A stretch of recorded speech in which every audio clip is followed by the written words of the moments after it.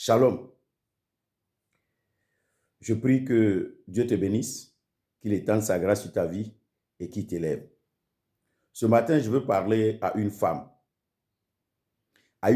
de valeur, à une femme qui pleure, à une femme qui souffre, à une femme qui a perdu l'estime de soi, à une femme qui ne sait plus où elle va mettre la tête. Laisse-moi te dire, est-ce que tu sais que tu n'es pas n'importe qui? Est-ce que tu sais que la femme n'est pas n'importe qui? Dieu, depuis la création, a fait de la femme le centre de toutes choses. Voilà pourquoi même lorsqu'il y a conception, lorsque l'homme et la femme vont ensemble, l'enfant est confié à la femme. La femme garde l'enfant dans ses entrailles 9 mois. C'est ce qu'elle mange que l'enfant mange. C'est ce qu'elle vit que l'enfant vit. Et même lorsque l'enfant sort, c'est la femme qui l'allaite. C'est la femme qui lui apprend les premiers pas. C'est la femme qui dirige sa vie pour l'orienter dans la vie. Femme, tu n'es pas n'importe qui.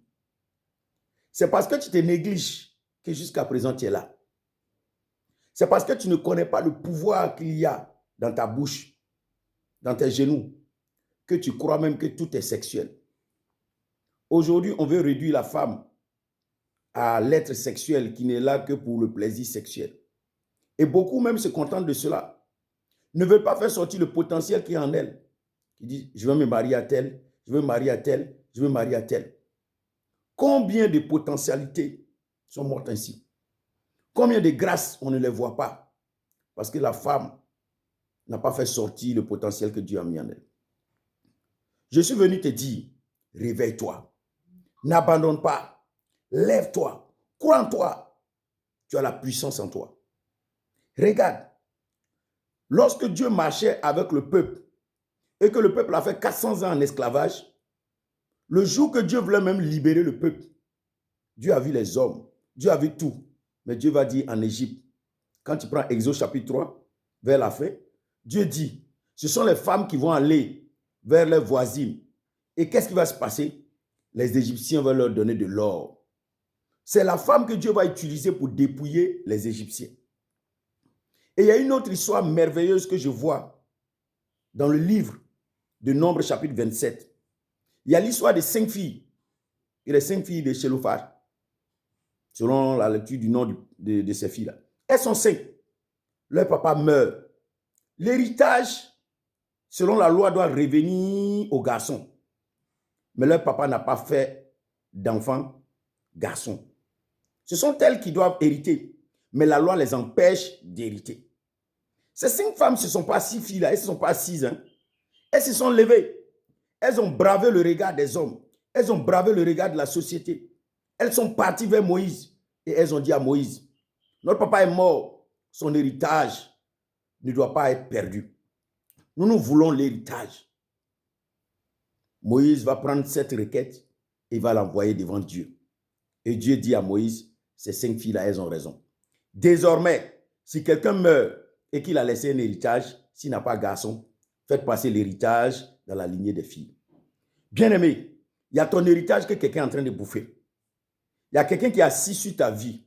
Quelqu'un est assis sur ton mariage. Quelqu'un est assis quelque part là où il ne doit pas être. Tu es en train de te contenter du fait, moi je suis femme ou moi je ne suis qu'une simple femme. Laisse-moi te dire qu'il n'y a pas de simple femme. Tu as une puissance ambulante.